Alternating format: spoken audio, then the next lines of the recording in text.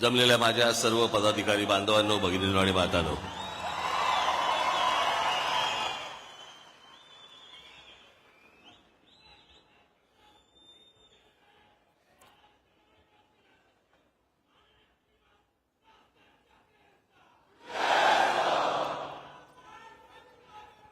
बस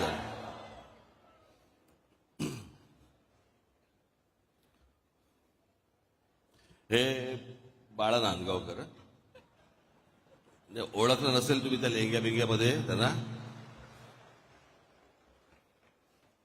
निवडणुकीच्या काळामध्ये तिथे प्रचाराच्या दरम्यान त्यांचा पायाला फ्रॅक्चर झालं आणि त्याच्यामुळे ते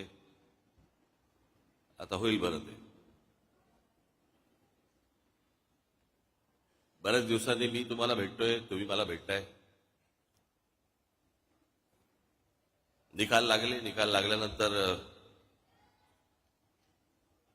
निकालावरची प्रतिक्रिया मी दिली होती. त्याच्यानंतर मी काही बोललो नव्हतो.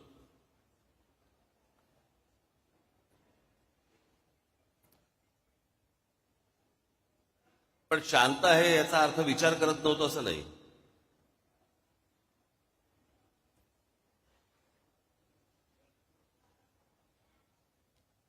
सगळ्या गोष्टींचं एक विवेचन चालू होतं, आकलन चालू होतं.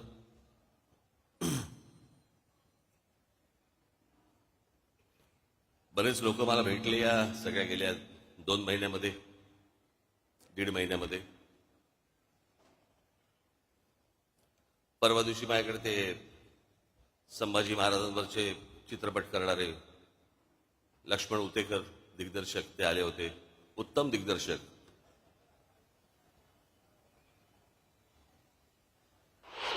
महाराष्ट्रातल्या तर प्रत्येकाने, मी काही त्याचा काही डिस्ट्रीब्युटर नाहीये, पण महाराष्ट्रातल्या प्रत्येक मराठी माणसाने तो चित्रपट पाहिलाच पाहिजे.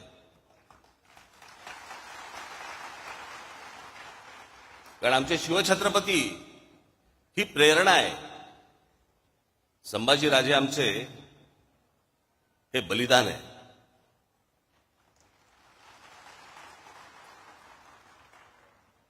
आणि मग मला मी पाहिलं नव्हतं त्याचं ते ट्रेलर बिलर. मला आमच्या अमेय खोपकरने मला सांगितलं की त्यांना तुम्हाला येऊन भेटायचंय. म्हटलं काय आहे विषय. नाही म्हणजे त्याच्यामध्ये संभाजी महाराज, हा लाईट जरा कमी होईल का रे, हा माझ्या डोक्यात डोळ्यासमोरचा काय आहे का काही त्याच्यात, हा काय बोटं बिटं घाला कुठेतरी बटनात, हा अरे केला का, मला लागतं ना, मला कळ. बंद केलं तरी चालतो. हा मग त्याने मला काहीतरी सांगितलं की काहीतरी संभाजीराजे लेझिम खेळताना वगैरे काहीतरी दाखवलं वगैरे. मग मी तो ट्रेलर पाहिला. मग दुसऱ्या दिवशी ते आले मला भेटायला. अर्थात लेझिम हा आपला पारंपरिक खेळ आहे महाराष्ट्राचा, आणि संभाजीराजांनी कधीतरी हातामध्ये लेझिम घेतलंही असेल, काय माहिती. इतिहासाच्या पानात नाही पण मनात तर असेल.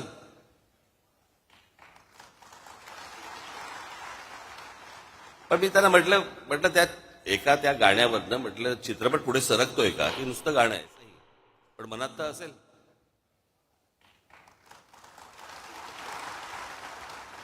पण मी त्यांना म्हटलं त्या गाण्यावरनं म्हटलं चित्रपट पुढे सरकतोय का की नुसतं गाणं आहे सेलिब्रेशनचं. तर बोला नाही सेलिब्रेशनचं. म्हटलं मग कशाला चित्रपट कशाला स्टेकला लावताय.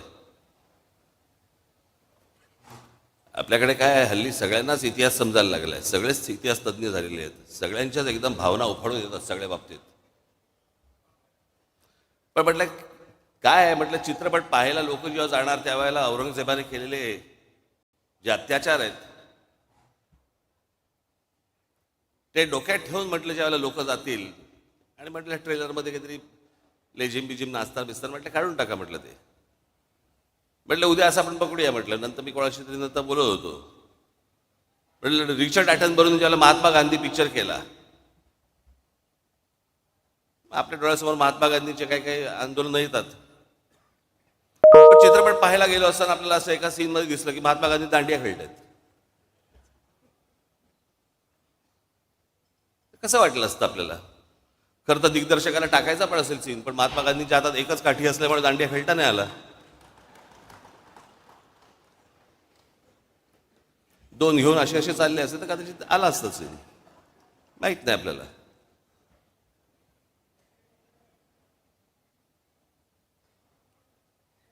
पण बरेच लोक मला भेटले,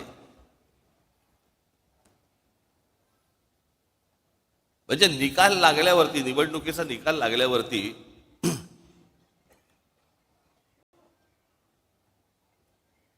ज्या दिवशी निकाल लागला, मी बोलतोय, तुम्हाला समजत असेल मी काय म्हणतोय ते, आणि सगळ्यांना माहिती आहे.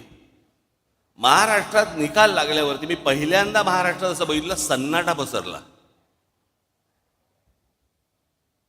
ज्या प्रकारचा जल्लोष व्हायला पाहिजे होता, ज्या प्रकारची गोष्ट व्हायला पाहिजे होती, मिरवणुका काय सगळं सन्नाटा आलो. कारण लोकांमध्येच संभ्रम होता, हे काय आहे, हे कसं झालं, असा कसा निर्णय आला. माझ्याकडे एक व्यक्ती आली होती जी RSSची म्हणजे संघाशी संबंधित व्यक्ती होती. त्यांच्याही मनामध्ये मला दिसलं की त्यांनाही पटलेलं नाही. त्यांनी फार छान वाक्य बोलले ते माझ्यासमोर. मला म्हणाले, इतना सन्नाटा क्यों है भाई, कोई तो जीता होगा. कोणीतरी जिंकलं असेल की ज्याच्यातनं जल्लोष होईल, पण महाराष्ट्रामध्ये जो सन्नाटा पसरला ते कसलं द्योतक आहे.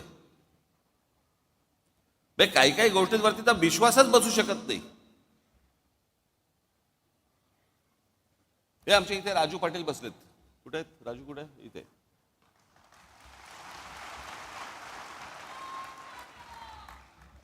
त्यांचं एक गाव आहे, गाव पाटलांचंच गाव, म्हणजे तिकडे त्यांनाच मतदान होतं.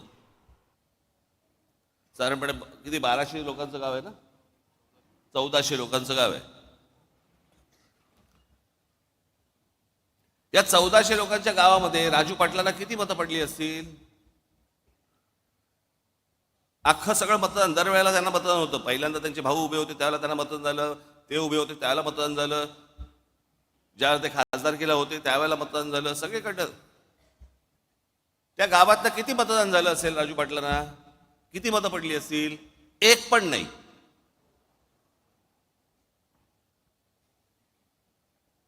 अख्ख्या गावातनं एक मत नाही पडत. जी 1400च्या 1400 मतं जी दरवेळेला राजू पाटलांना पडायची, त्या गावामध्ये एक मत नाही पडत.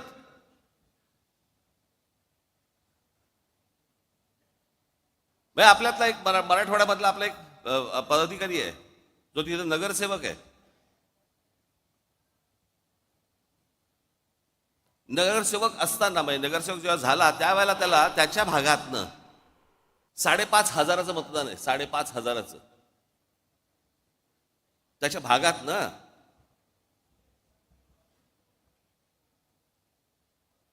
आत्ता तो विधानसभेला उभा होता,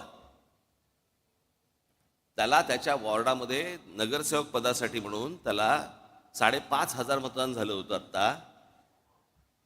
आत्ता विधानसभेच्या वेळेला त्याला किती मतदान झालं असेल? विधानसभा 2,500.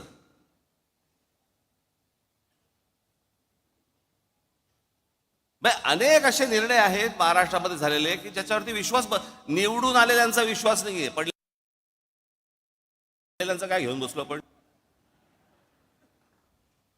रोज रात्री बायकोला चिमटा काढ. बाळासाहेब थोरात काँग्रेसचे नेते 7 वेळा आमदार झाले. 7 वेळा, ही 8वी टर्म होती त्यांची. 7 वेळा जो माणूस आमदार केला, 70 ते 80 हजार मताधिक्याने निवडून यायचे, ते बाळासाहेब थोरात या निवडणुकीमध्ये 10,000 मतांनी पराभव होतो.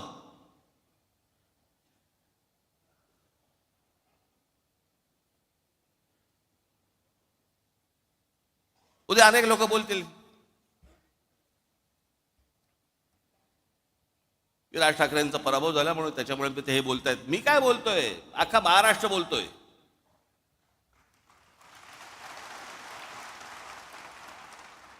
जे निवडून आले त्यातले अनेक लोकांचे मला फोन जे आले, जे सत्तेमध्ये आले आहेत त्यांचे मला अनेकांचे फोन आले त्यांना शॉक बसलाय.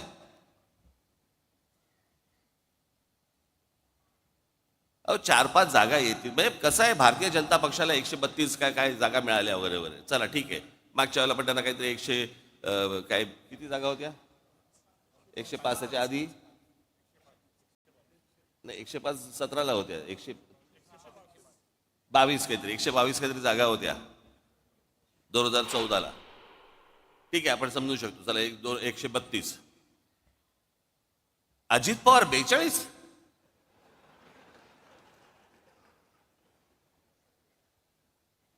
म्हणजे 4-5 जागा येतील की नाही असं सगळ्यांना वाटत असताना अजित पवार 42, कोणाचा तरी विश्वास बसेल का याच्यावरती?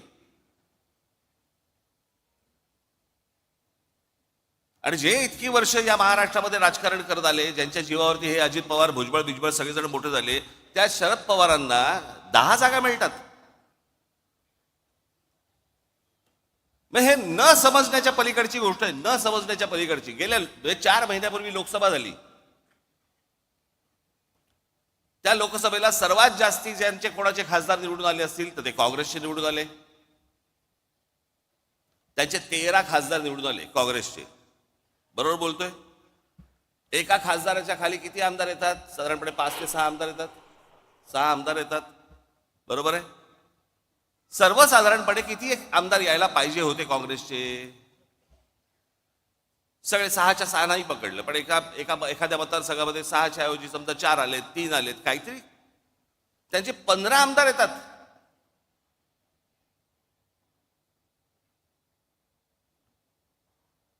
शरद पवार साहेबांचे 8 खासदार निवडून आलेत, 8 खासदार. त्यांचे 10 आमदार येतात.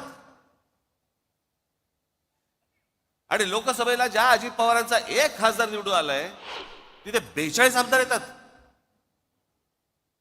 4 महिन्यात फरक पडला लोकांच्या मनात. काय झालं, कशामुळे झालं, हा संशोधनाचाच विषय.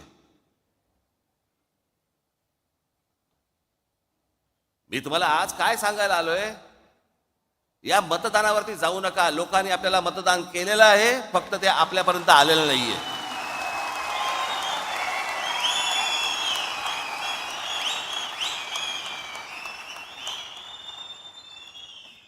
तुम्ही असं कुठेही मनामध्ये धरू नका की लोकांनी आपल्याला मतदान केलं नाही. लोकांनी मतदान केलं, पण ते केलेलं मतदान कुठेतरी गायब झालं.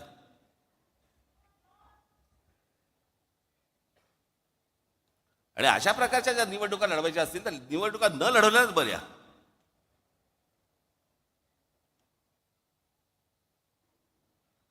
अर्थात ही पण गोष्ट निघून जाईल. कोणी कुठच्या गोष्टीचा अमरपट्टा घेऊन आलेला नसतो. अशा गोष्टी होत असतात.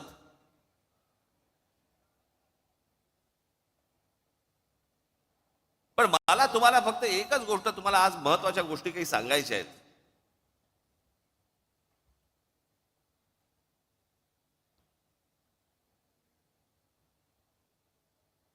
की ज्या गोष्टी तुम्हाला पक्षाने आजपर्यंत ज्या तुम्हाला सांगितल्या, ज्या आजपर्यंत पक्षाने ज्या गोष्टी केल्या, जी आंदोलनं केली, ज्या गोष्टींचे निर्णय लागले, या गोष्टी कुठेतरी तुम्ही पण सतत लोकांसमोर मांडत राहिले पाहिजेत.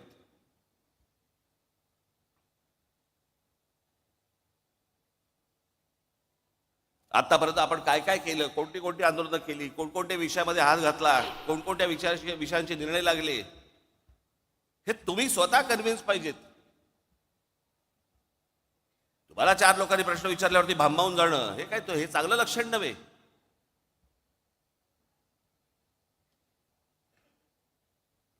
म्हणून मी आज तुमच्यासाठी काही गोष्टी इथे आणल्या आहेत मुद्दामून, ज्या तुम्ही लक्षात ठेवल्या पाहिजेत.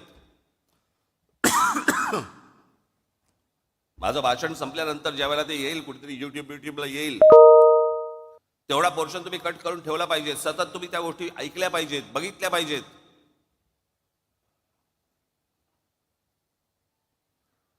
आणि हा जाणीवपूर्वक केलेला प्रचार असतो, जाणीवपूर्वक केलेला प्रसार असतो.